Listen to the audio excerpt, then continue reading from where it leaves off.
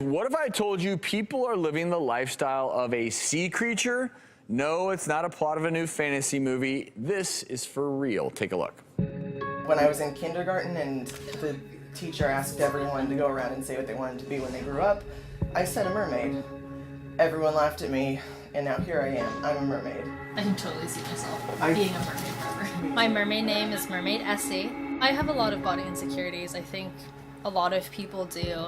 But when I'm in my tail, I don't feel insecure anymore. Because suddenly it doesn't matter what size I am because I'm a mermaid. And that's what people really focus on.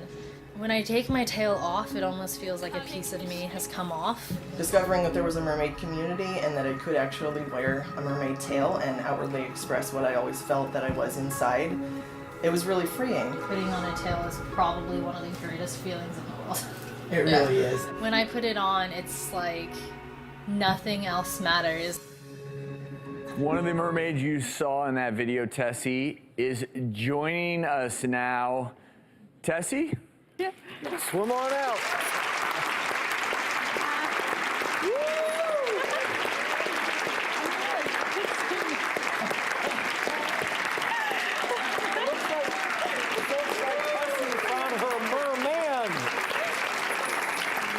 Thank you, Brian. Now, the one negative to being a mermaid,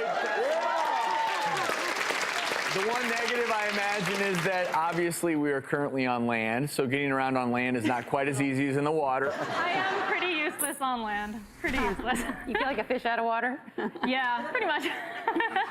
So this is a growing community. They're called merfolk, right? Mm-hmm. We are called merfolk. There are quite a few of us actually across the country and all around the world. We are growing steadily over time. You even have conventions, I understand. We do. There's actually a convention this weekend in North Carolina, I think, in Greensboro, called Minha. Okay, but I'm curious. So you go to the convention, and again, this is just logistical thinking here. Yeah. When you're there, is there a big body of water so that you can? is. Because it's not, again, if it's a normal convention and you're all sitting there, you can't. That would be very tough to. Yeah. So there is a giant, like it's in a swimming pool essentially. There's a giant dive tank. People meet up and like. It's a really good time to just meet other MERS from all across the world. Wow, that's really cool. And how you feel, not sitting in this chair in the spotlight, but when you're swimming, there must be something so emancipating and serene, because you do this all the time. So what is it? I love it. I mean, like when you're in your tail and you're swimming, like you just glide through the water. I mean, I did swim team in high school, but I feel pretty useless without my fin.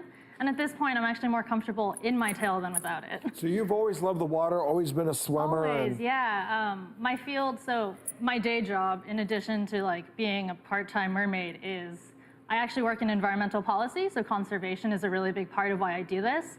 And when you go to like a birthday party or a charity event, and you can tell kids like, hey, when you throw things into the ocean, like you're hurting my home, suddenly you personalize the issue. And then, I mean, like, I've had kids break down crying, like, I'm so sorry. And it's like, no, you're fine. Just, like, don't do it in the future. And how much does the tail cost? A lot.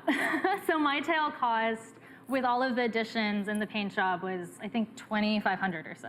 Very nice, so. Yeah.